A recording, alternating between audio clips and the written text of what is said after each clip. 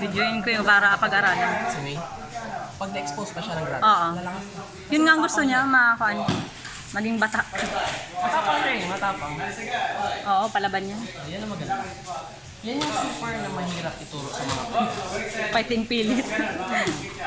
guys! Leandro, pagpapasita ka lang. Try mo yung push, then follow up. Teresa. Oh. Pag nag-jump, tulak agad. Huwag mo tayo lang kasi nasa range siya. Okay? So, indomitable spirit, perseverance, etiquette. Bye-bye.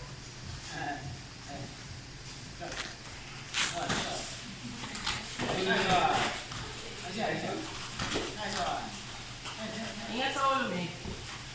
Mag-defense ka sa headshot mo.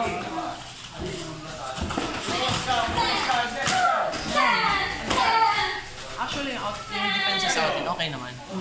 Kasi ginajump ko kasi. Oo nga. Nakita mo yun? Yun yung hindi, wala sa amin. Wala kasi sa amin. Kaya nangyari, pagtaas niya, ay wala naman. Binababa niya, biglang andyan mo. Oo, yun pa pala.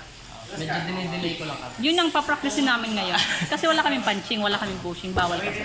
Pag sa tournament. Pero pag nasanay na kami, matik yan. Medyo mahirap lang siya din i-apply yung una sa akin.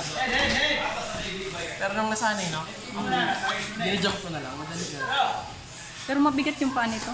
Oh, maganda kasi ang sita niya. Ang sito. Ilan weight niya? 53. Sa weight niya, malakas dito. Parang old school na. Speed lang kasi kailangan niya. Then mga... Pag-iba. No? Pag-iba yung kalaban niya, kaya niya yung pressure. Go!